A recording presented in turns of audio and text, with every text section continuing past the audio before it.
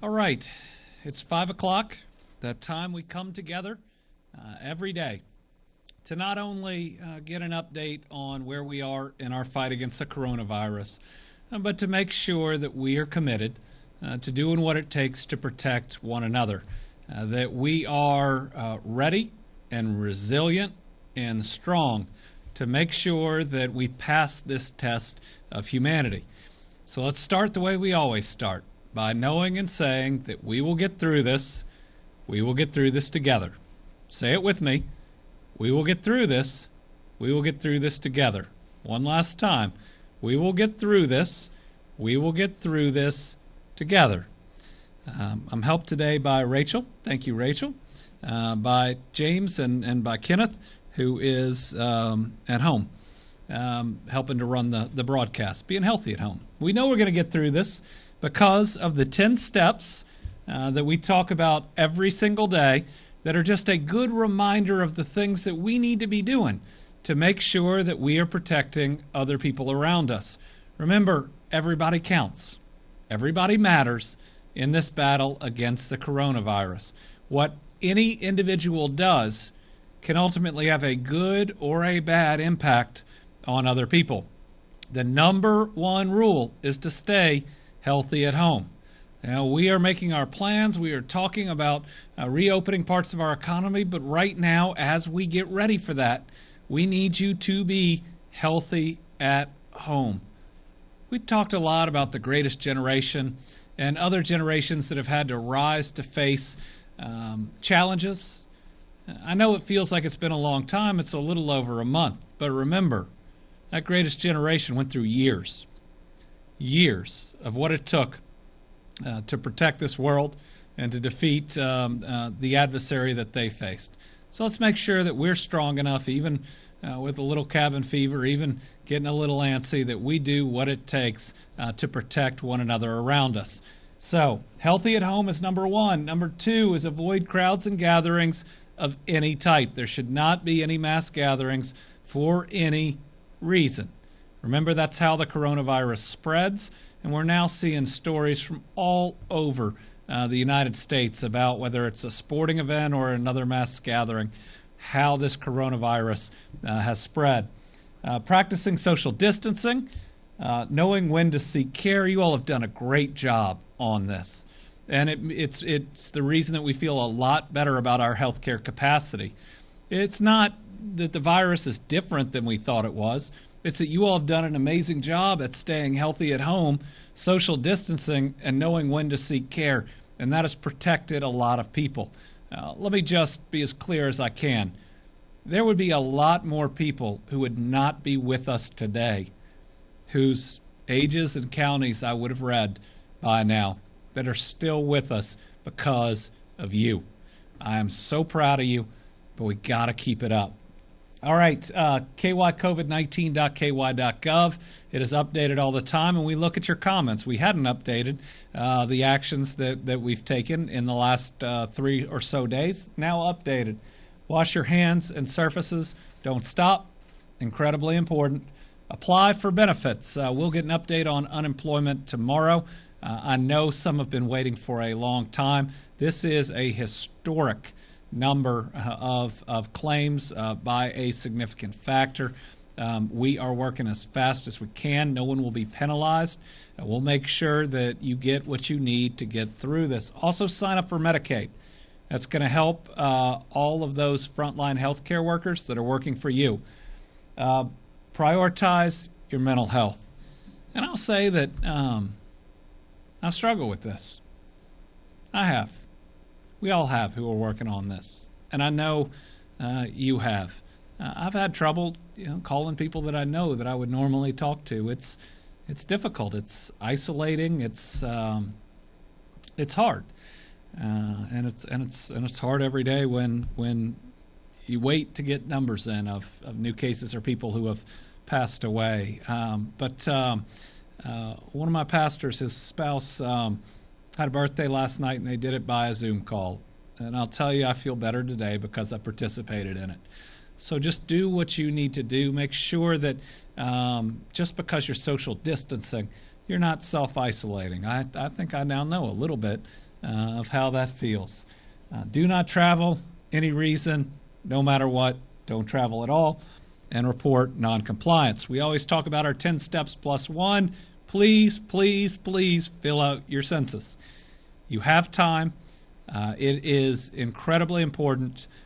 Everybody who fills out the census, it may be worth a couple $1,000s in federal funding that we're going to get. And so make sure that you do that because we're going to need these dollars. It doesn't take long. It's really easy. Please do it. All right. We've also talked about filling up social media with those positive things that you're doing.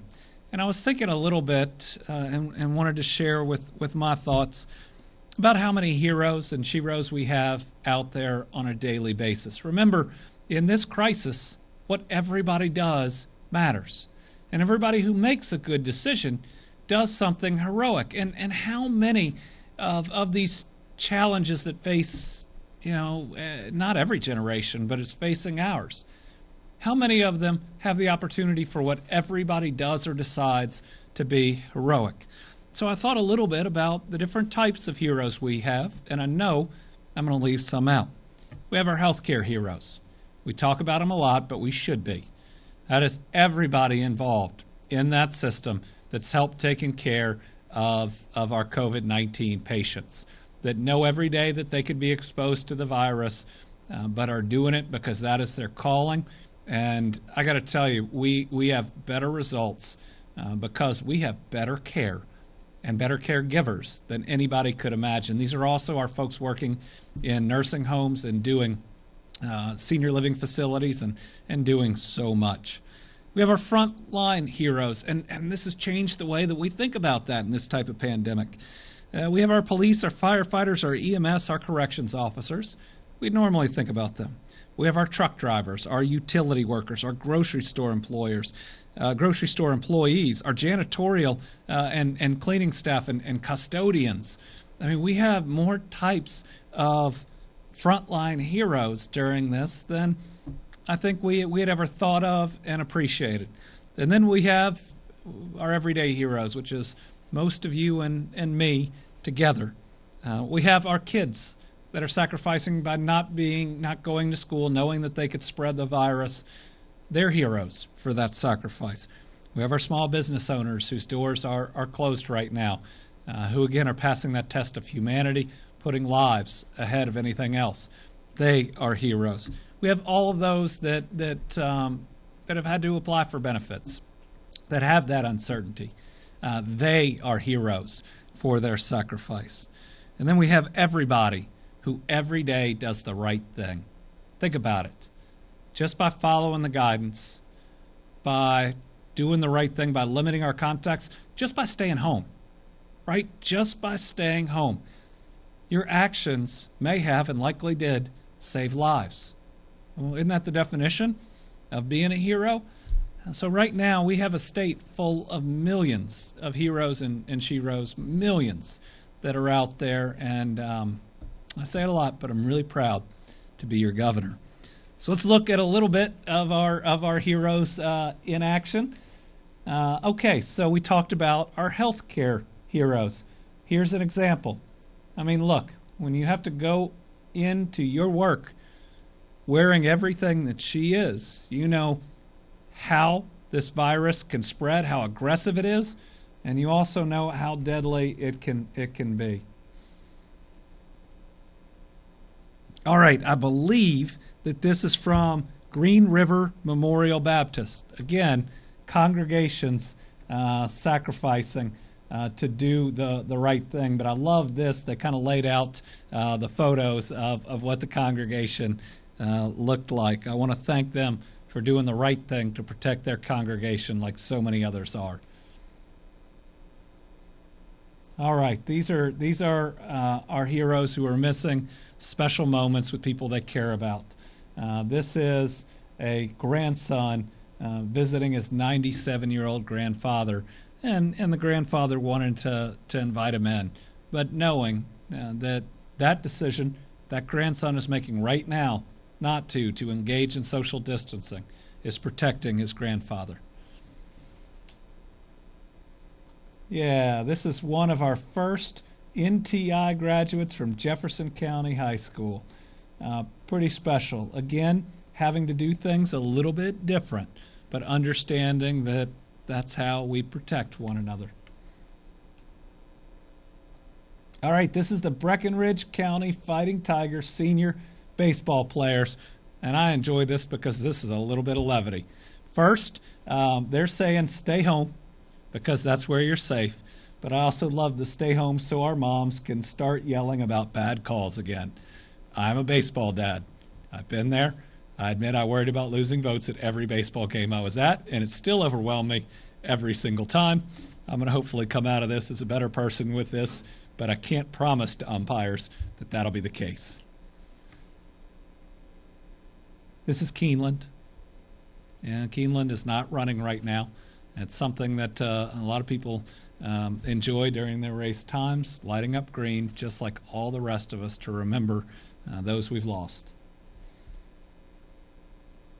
And this is the Todd County Elkton Square lit up green. This is in every county. Think about it, every county. We show one of these every day. Do you ever remember every courthouse, every downtown, every area of Kentucky being so united, not just both in fighting this virus, but in caring about each other and making sure that we recognize those that we've lost. We're in the midst of something difficult, but our response is something really, really special. Yeah. This is Hopkins County. It's been hit pretty hard.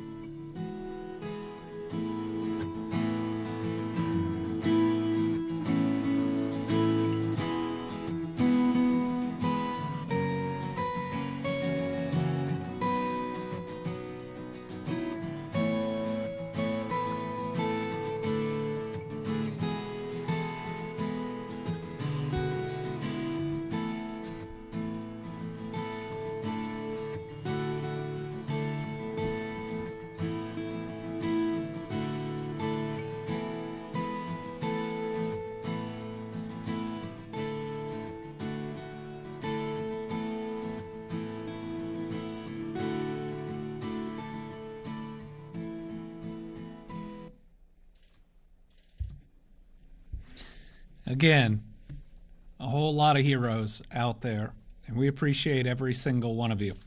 Being a hero isn't supposed to be easy, and so we got to keep it up. But let's make sure that we get the job done and that we protect one another. So yesterday, I forgot the new step that we're taking each time, and that is to make sure that we're including everybody and we learn how to include everybody. We want to come out of passing the test of humanity as better people. And yesterday I messed up in that we did not take the time to learn a little new sign language. So I do remember what we were supposed to learn yesterday, and that is the sign for love. So Rachel, it's love. Love. All right, so for everybody out there practicing, one more time, it's love. And we love the steps you're taking, your commitment. I love being your governor, and we're going to get through this. We absolutely are. Wanted to take a minute. It is Sunday, and recognize all of those houses of worship that are stepping up, protecting their people, and doing the right thing. They span all across the state. And today we have a message from a Mayfield pastor in Western Kentucky. Hi, I'm Joey Reed, pastor of Mayfield First United Methodist Church in Mayfield, Kentucky. Since the COVID-19 quarantine, our worship team has been broadcasting live from our historic downtown sanctuary location. We've been broadcasting to people who are safe at home and keeping other people safe by staying at home. There are some folks who are interested in asserting their rights through this, and I understand that. I believe in those same rights. But I also believe in a Savior who calls upon us to sacrifice ourselves for others, to lay down our lives when need be. So I'm encouraging you to stay home. This is the Easter season. This is the time when our watching and waiting turns from hope into joy, And joy turns into power, but not as the world sees power. This is the power of the Holy Spirit, to give ourselves away in love. So I'm encouraging you to shelter in place. Stay at home. Wait for the experts. Because whether you're at home or in the sanctuary, God will meet you where you are. And that's the moment that we realize God goes with us through this. That's how we're going to get through this. We're going to get through this together. Hi, I'm Joey Reed. All right, a few updates, and then we'll go right into today's report. First, our new testing sites, again, start on Tuesday. It is drive-through testing.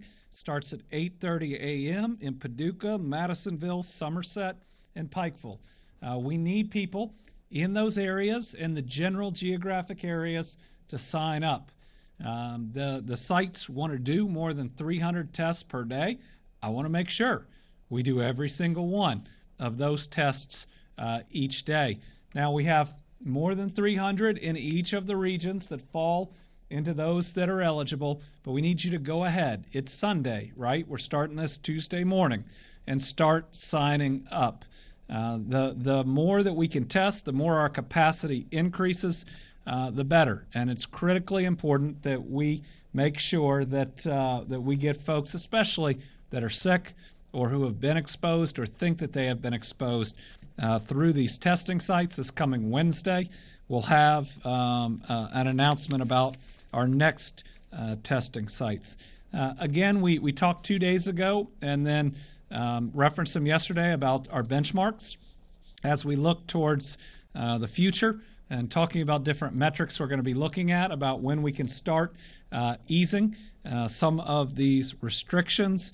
And again, just wanted to talk through them real quick. Number one is the number and the rate of new cases. The White House guidance that we are taking very seriously says we need to see a decrease for 2 weeks or a decrease in the rate. Obviously, that is something that Dr. Stack will watch and will make the call on. Number two is increased testing capacity and contact tracing. We're going to talk about some of the teams that we're going to put together to work on this internally here. I think we'll be able to make that announcement probably Tuesday. One will be contact tracing, and that's how we got to build up that group for all of Kentucky. And another one will likely be on the testing capacity itself. Remember the testing capacity. Isn't it we got machines or a lab that can do X number of tests? It's the materials that we need to do the test, the swabs, the reagent, that's the liquid you got to put it in to preserve it, the cartridges, which are what a different rapid test requires to run through. We have more capacity right now than we have actual materials. So our limitation and what we'll be pushing for are the actual testing supplies, not the capacity, and we hope that eventually we will have enough to reach our capacity. Number three is PPE, personal protective equipment. That will be both for our healthcare professionals and for industry as they're going to open up. Remember, our new normal will be different than the old normal, and that you will see a lot of masks and a lot of gloves and a lot of other steps virtually everywhere until we find that vaccine. The world's going to look different until we get there. But our new normal will be one that we can adjust to until we can get back to something resembling a little more of the old normal. Ability to protect at-risk populations. Secretary Freelander talked about our steps here, and I didn't know that the day before had lost somebody very close to him. We're going to talk about another one of those individuals a little bit later today, but let's remember, every time we start thinking about what we can open up, we have to do the analysis of how could it hit especially our senior living facilities. The ability to socially distance. We're going to be taking plans from various industries, and we'll announce, I think, that team on Tuesday as well, and then go back and forth on those plans. The new normal has to be different. It can't be the exact same way we did things in any industry or in any service. Preparedness for a future spike. Again, Philadelphia versus St. Louis. Philadelphia went straight up and straight down. St. Louis went up. They socially distanced it. It wasn't nearly as high as Philadelphia, but guess what? There was a future spike, and they lost more people in that.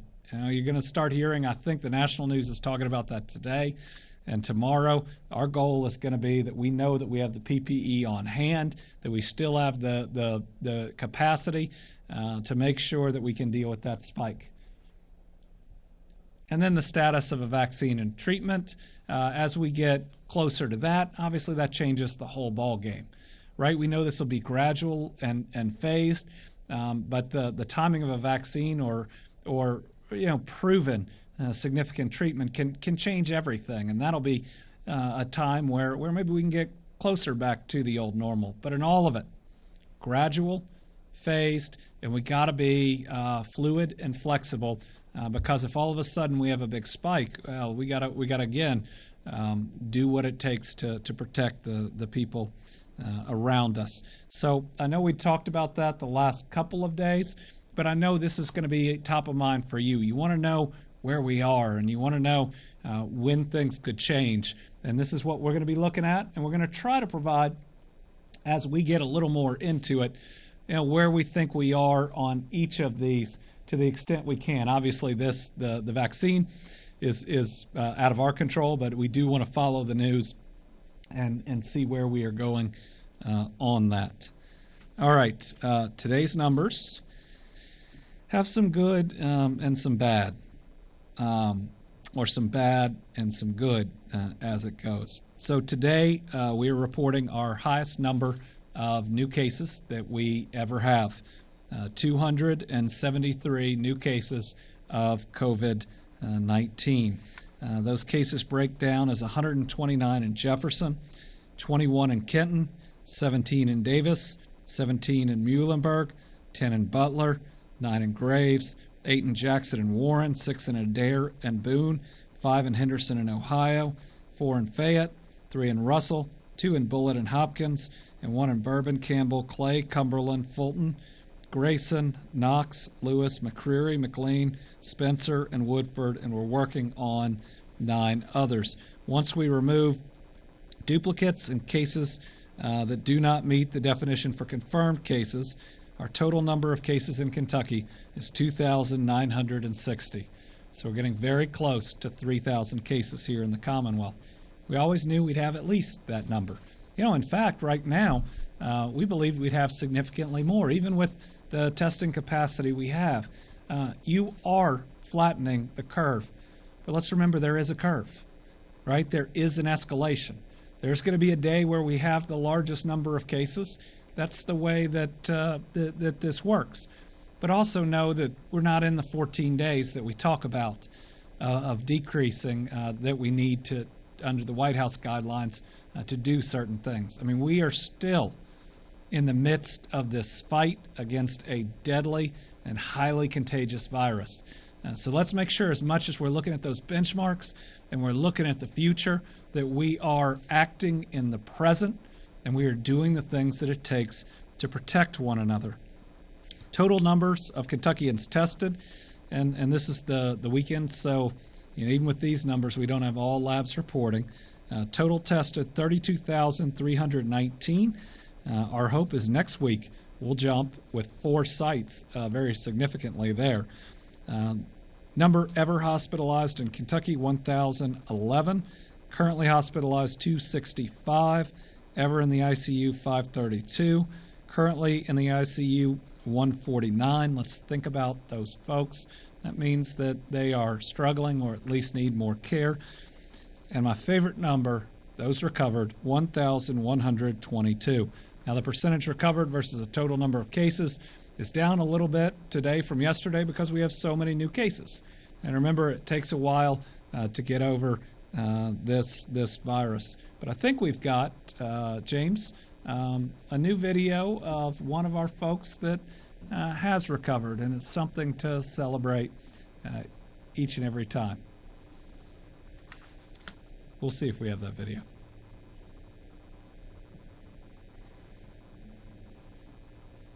Where are you when we need you, Kenneth?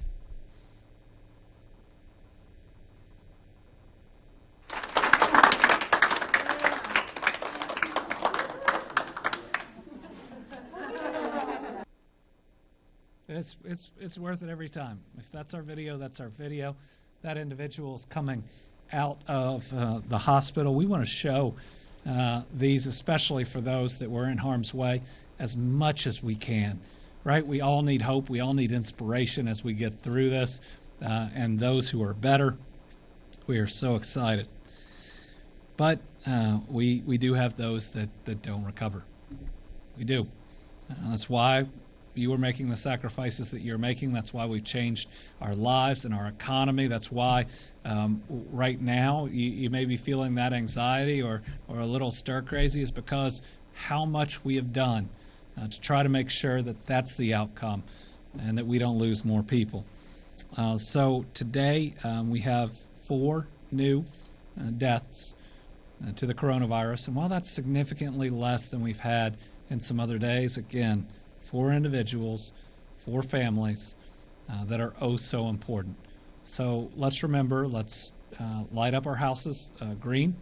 I'll be lighting mine up, and we'll light this Capitol up green as well. And let's remember these families. Let's ring our bells tomorrow at 10 a.m. so that people out there know that they are not alone.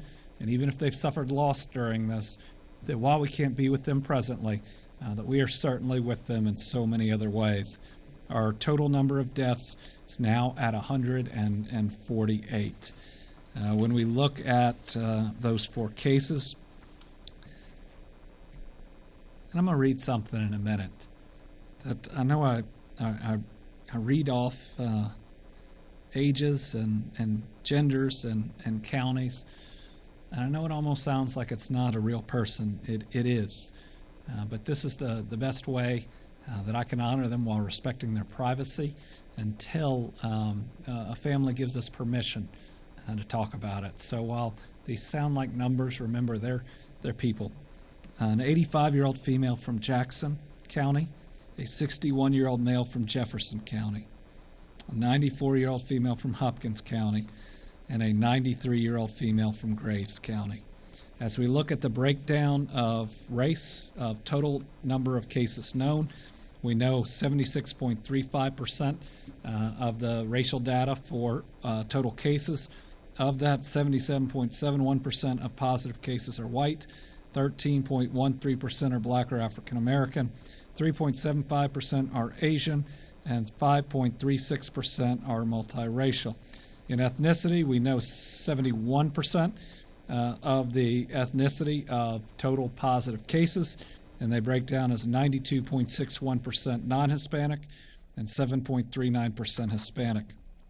Of deaths, we know the racial data of 81% of the deaths, and of those, 77.5% white, 21.67% black or African American, 0.83% Asian. Again, a definite disparity that we know and we've got to recognize. And while it's been caused by hundreds of years of inequality, something that I hope that we are committed to truly doing something about, not just in the midst of this pandemic, but moving forward so that we don't see disparity in the loss of human life in the next pandemic or for any other reason. Today I've gotten permission to put a face and a person on one of these losses. So today we're remembering Freda Woods. Freda Ferguson Woods, her family wanted us to remember her, to know that she is not just a number, a county, an age, and a gender. And this was her granddaughter. She said she is not just an 85-year-old woman from Hopkins County on a daily list. No, she's not. She said, my Nana was a wife, a mother, and a grandmother. She was a talker and also a storyteller. This July, she and her husband, Doug, would have celebrated 64 years of marriage. They met when she was a car hop, and he returned there every day to eat. She was one of the most headstrong people I've ever known, her granddaughter wrote. My grandfather served as a drill sergeant in the United States Air Force, but he was no match for my Nana. Now, even more heartbreaking for this one family, they've learned that their grandfather have also tested positive. Our hearts go out to the Woods family. We're thinking about you, and when we light our houses green tonight, we'll be thinking about your beloved Nana and your grandfather as well. Frida and her family are one of the reasons we all have to do our part, so we have fewer families mourning, fewer communities that are in harm. As Frida's family unfortunately knows too well, this threat is very real. And I know that if they were here, they would say, please, follow the guidelines, practice social distancing, make sure that there aren't more families than there have to be who go through this loss. I want to thank her family for giving us permission to put an amazing special face on something that each day we might read more as a number. All right, we're just going to talk about one of the areas that we typically update each day. Those are long-term care facilities, and that's because this is where the major change was from yesterday. We have 33 more residents, 8 more staff, and 4 more deaths in our long-term care facilities. Those that work with them are working incredibly hard, but that's what this virus is. It comes for our most vulnerable. And this is why one of our specific guidelines that we have is to make sure that in any reopening plans and steps we take, that we're protecting these folks. I want to ask Dr. Stack to come up here and just give a little bit of his thoughts on today's number, obviously where we may be in the curve, and some of the steps just generally that we're taking and where we are.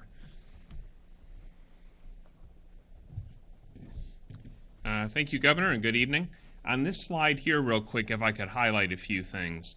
So there are 46 facilities, nursing home facilities, where we have positive coronavirus patients. This is probably one of the most vulnerable populations because of their age and the fact that it's a confined population. And when it's in 46 different facilities, we know there's the risk that it could increase and that there could be more numbers, significantly more numbers in the days and the weeks ahead. So when we talk about the criteria for when we reopen the state in a phased approach, I look at a number of different metrics. We report these, but I have to look at this with a whole team of folks back at the Department of Public Health and in the local health departments to try to make sense out of what does the future maybe hold. So James, if you could show the 7 benchmark slide. So keeping this in mind, the benchmarks that we selected for the state are directly in line with what the federal government has proposed for their plan to reopen America. And the number and rate of new cases, I'm going to bucket these for you so you try to think of it a little bit differently. The number and rate of new cases is a measurement. It's something we report to you every day. It's on the website, and you can track that over time. You can look at publicly available sites where they even graph it out for you. And so right now, because we have the highest number in a single day, we're clearly not in a 14-day decline yet. I would say our numbers are still relatively flat. They're relatively plateaued, even though today's the biggest number, but that's clearly not a 14-day decline. And that's the first metric we have to hit before we can start to say we're on the backside of the first peak, so we can maybe begin to try to safely think about opening things up. The next 2 items, increased access to testing and the contact tracing, is something we're already doing, but we're going to have to do in a much more robust way for a longer term of time than we have previously done for most diseases.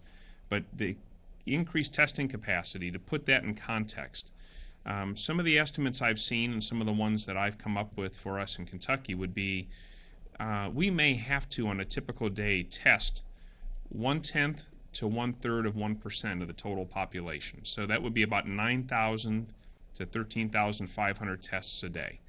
And there have been other estimates from others that sort of are in the middle of that range for other areas in the country. I don't think any of us really know what the right answer is, but using that as a starting point, as an educated inference, that would mean we would, in 4 days, exceed the total number of tests we think have already been done in Kentucky over the last about 6 weeks. So if we did 9,000 tests a day over 4 days, that would be 36,000 tests. And we've done about 33,000 tests so far in Kentucky. since we had our first patient on March 6th. So just to put this in context, where we have to get is substantially more than what we've already done in 6 weeks, and that's just over a 4-day period. And then for the personal protective equipment, we've made sure as much as we can that we're getting resources to help support the hospitals. But the hospitals are just one piece of this. We also have nursing homes that we're trying to help support. And then there are all the doctor's offices and clinics that people use that are still have to be addressed if they're going to open up. So we have a huge need for personal protective equipment that goes well beyond even what we've tried to do in a crisis management. So those next two things are about making sure the supply chain support the resources needed to keep both patients and healthcare workers safe. Then protecting at-risk populations and social distancing, those are things you all do.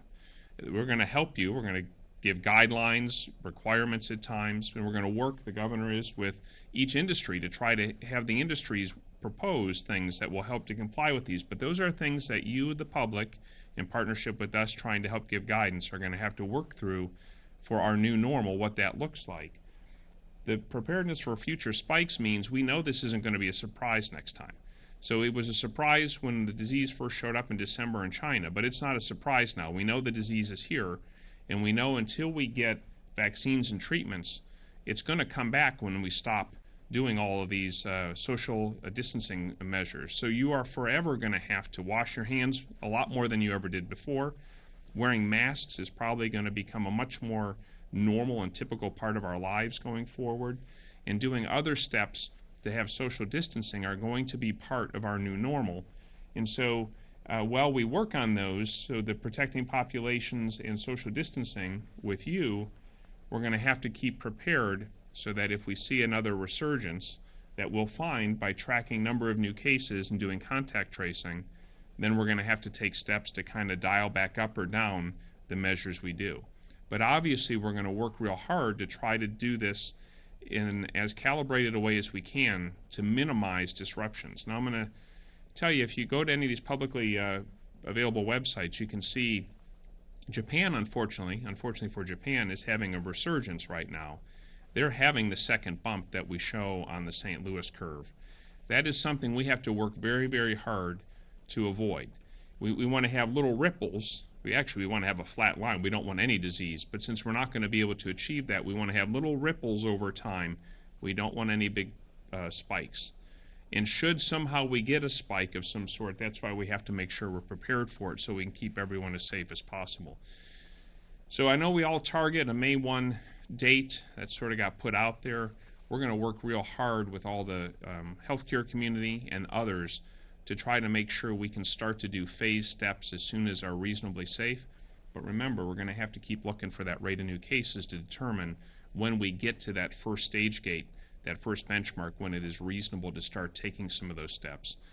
So we have a lot of work ahead of us, but like the governor says every day, I do believe we're going to get through this, and we'll get through it together, but we're going to get through it because of all these wonderful stories of Team Kentucky coming together. And as I finish out here real quick, with the nursing homes and all the hard work that's gone into that, I'd like to we can never thank everybody, so thank you to everybody, but Lourdes Mercy Hospital in Paducah, Western Baptist, and then General Baptist Health System, who's helped us in a number of regions to help relocate patients from nursing homes into hospitals. Norton in Louisville has also been very helpful.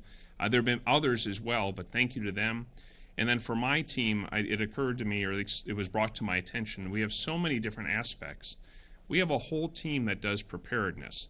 So when we're procuring PPE, when we're distributing PPE, when we're working with regional plans to try to help work with partners across the state, we have a whole team that does that. So Becky Gillis is the head of that team, and she leads our unit of the disaster response team over at the Emergency Operations Center for Kentucky Emergency Management. And she has an entire team that supports her in doing that. So to Becky and the preparedness team, thank you very much for what you've done. You are the same sort of heroes that we've had in the laboratory community and the epidemiologists and the many other facets of this response. So thank you. Thank you. All right. We'll now move into questions. I think we've got Eleanor, Joe, and Monica here with us today, and we'll go back and forth. with some written ones that we have. Now, I believe today is Joe's birthday. Happy birthday. So why don't you go first? I'd like you to react to the reports today that there have been threats of violence against you online. Has Kentucky State Police increased security for you, and are you concerned about your own safety? The question is if I can react to threats online of violence against me, and is the Kentucky State Police doing any more, and am I worried? The Kentucky State Police is an incredible organization filled with great people. They provide security for me on a daily basis. I fully trust them. They know what they're doing, and I couldn't be in better hands. Several organizers of summer programs for kids are asking if there is a criteria of which activities may be able to continue once we reach the other benchmarks and begin to reopen. That's from Karen Sarr at WUKY. Remember, even with the Phase 1 opening, the White House is recommending no school and no group kid activities. It's because our kids come in contact with so many people and when they're together. So, we're going to be watching this even week by week. But activities for summer programs for kids are something that we're going to have to be really careful with. Under the guidance that we've received, that wouldn't really start until even Phase 2. And Phase 2 is going to be a gradual thing that we're going to have to work towards. Eleanor.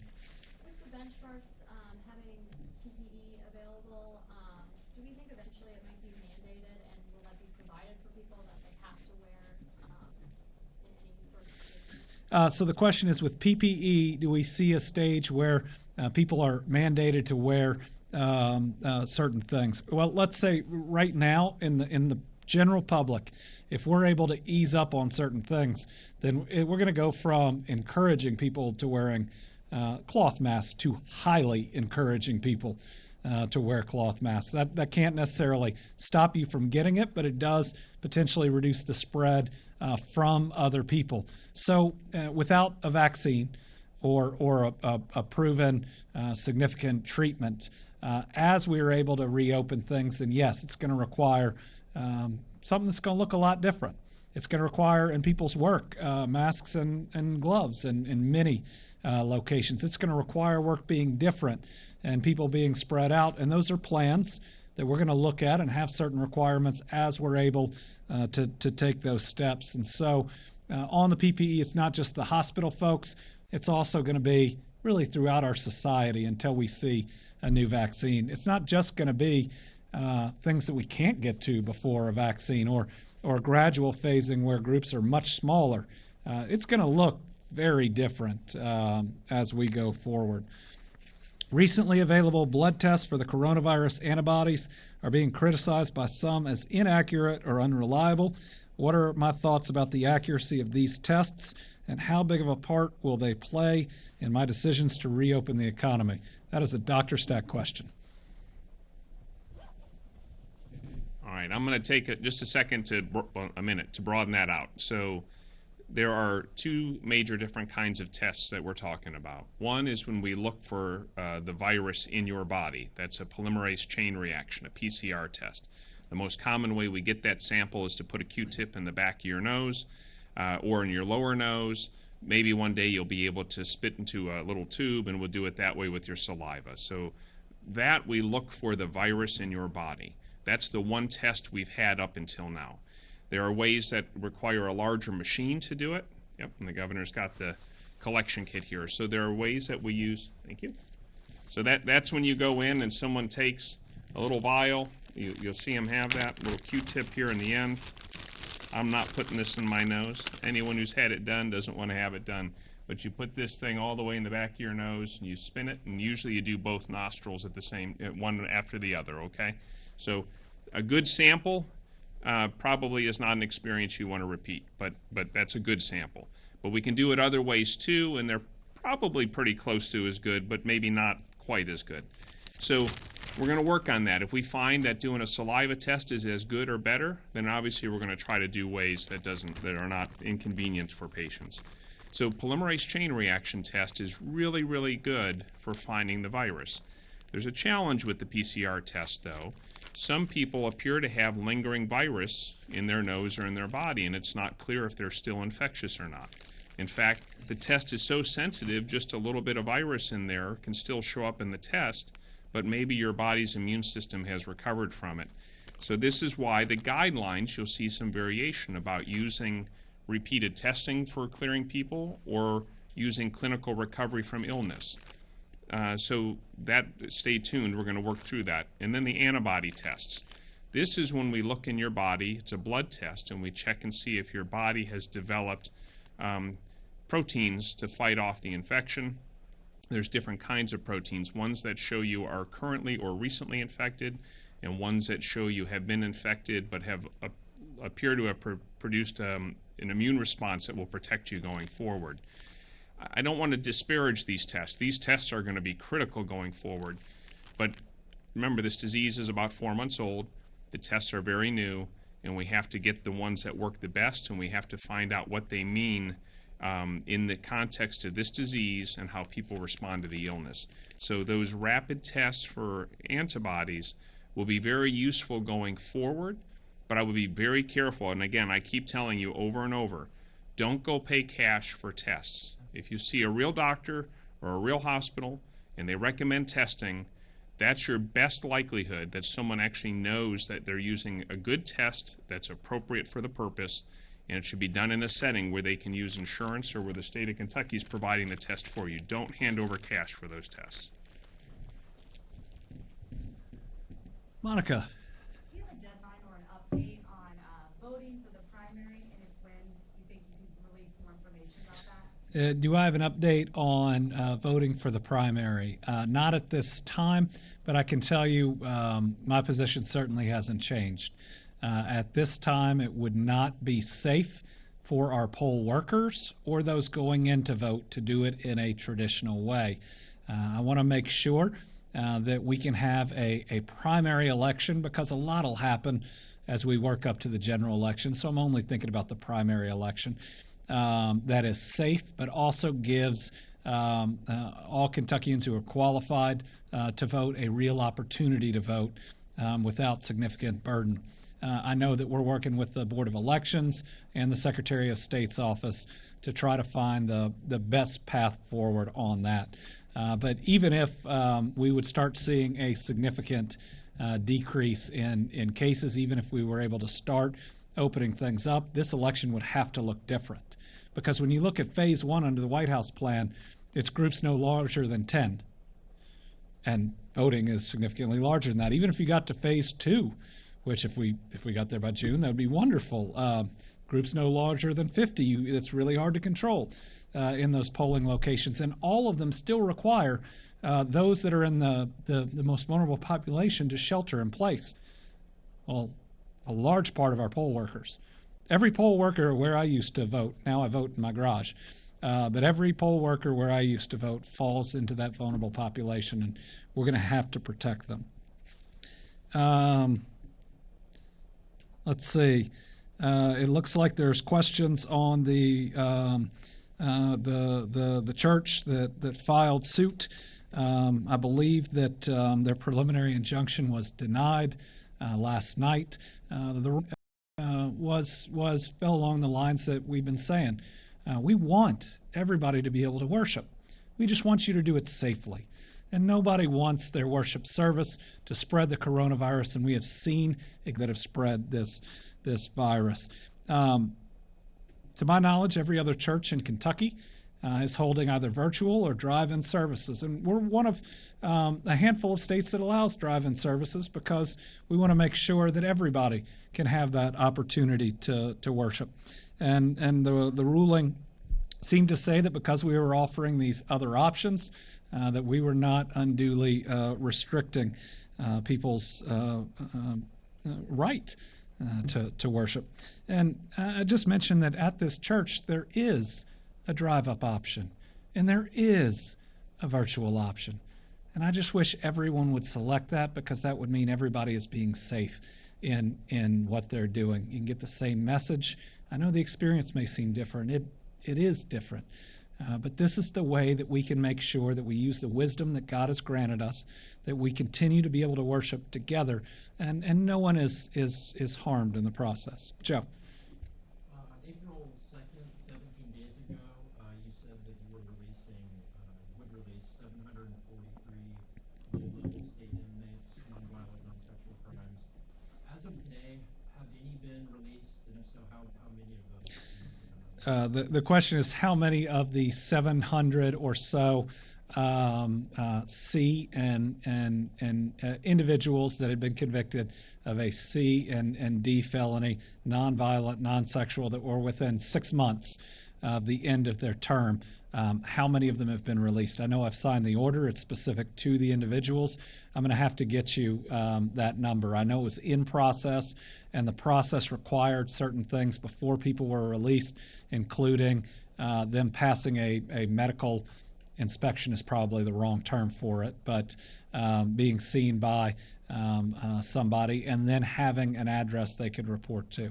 And admittedly, I don't know the number, and I want to get you the right number. Let's see. I just received a release from Cumberland Valley District Health Department. It said they've identified 12 new COVID cases among residents of Jackson Manor Nursing Home. The release said several of the individuals were among residents who tested negative earlier. Is this a concern? Potential false negatives? I think this is exactly what Dr. Stack talked about. There can be an error rate depending on how the test is administered. But remember, there are also, if you test folks too early, folks can test negative that then develop the virus itself.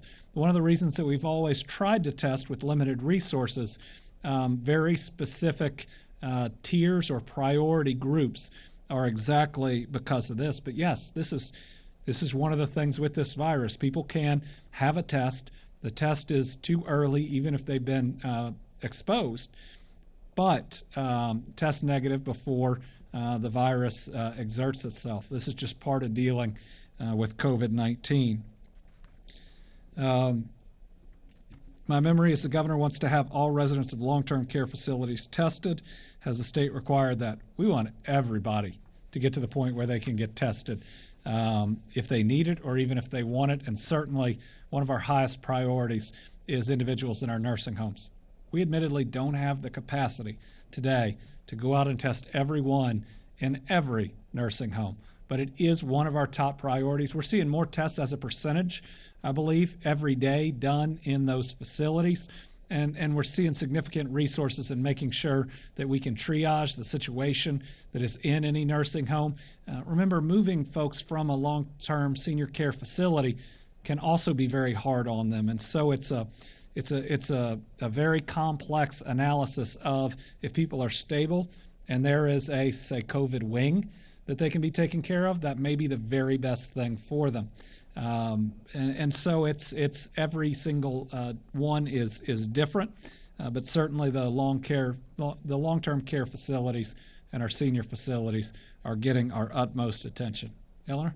It sounds like there might be an update on unemployment compensation next week, but is there anything you can say for those people that have filed and haven't received anything yet, just to put their hearts and minds at ease a little bit? To those who have filed for unemployment and we haven't gotten to you yet, this is our responsibility, and I'm sorry that it's taking so long.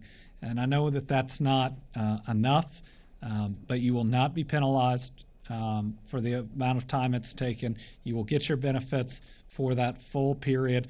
We are staffing up faster than I know of any area that we have ever done. We are paying more claims and getting more people into the system on any given day than ever before. So we're doing our best, but our best isn't good enough if we haven't gotten to you. So we will continue and continue and continue to work on it. Please hang with us. Have there been people, say, ages 60 to 75 who've tested positive, but it's still exhibited mild or no symptoms? The answer to that is yes. Again, we're still 4 months in, really, learning so much about this virus. But there are people that are in that age group that we worry about that, yes, have very mild symptoms or none at all, including some in the senior living facilities. So what's happened on some of these is you'll get one person who is sick or showing symptoms, and if you have the resources, you'll come in and you'll test a whole floor of residents or maybe even more. And you know what? You get positives in some people that you would never expect it. They're doing great, and we're happy about that. But yes, it can manifest in those areas with or in that group of individuals with very little symptoms. Monica? I know the president has released a bill or relief package to help with farmers, and that's going to be dispersed across the country. But do you have anything you can say to Kentucky farmers who are working really hard to keep us fed? To Kentucky farmers, thank you. You are a part of what we're now calling our food supply chain. We're using new terms like PPE and swabs for our testing kits. We never thought we would, but our farmers have always been so critical. We've talked about them in the past with trying to end, say, childhood hunger and trying to improve our overall health. But right now, our farmers are out there every day making sure that we can get through this pandemic and that there is enough for everyone. I'm excited the federal government is stepping up and is providing specific relief to our farmers. I'm also excited that our governor's office of agriculture policy is continuing to invest in innovative methods that our farmers are engaging in all over Kentucky. When we move out of this, and we will, I'm still so excited about what we can do in the area of agriculture technology here in Kentucky.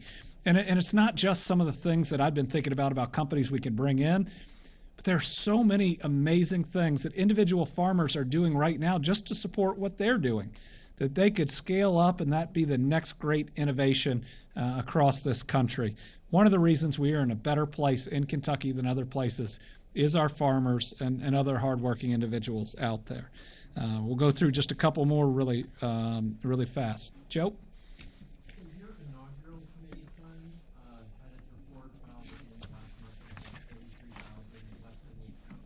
Have you considered donating the rest of your inaugural funds to your Team Kentucky fund? The question is, my inaugural fund had about $43,000 left in it. Have I thought about giving that to Team Kentucky? I don't believe I can under the law because Team Kentucky, how it's classified under the IRS, doesn't allow that. It's not just a regular 501c3. We are going to look at ways to use that money to help people and to make positive change. I've just been focused on this coronavirus a little bit more. Eleanor? Nope. Monica? One more? All right, Joe, one more. It's your birthday. So I don't quite understand, a lot of people don't understand, why is Kentucky the only state in the country where chiropractors can't remain open? Can you explain why Kentucky is the only state right now? The question is about chiropractors, and I've heard that we're the only state in the country where we have had orders that apply to it. I don't know that for a fact. I was relying on our public health experts and the situation we are in, both with PPE but also the honeybee issue, where one individual seeing multiple other individuals, just like when we were asked about certain other professions and how it could spread.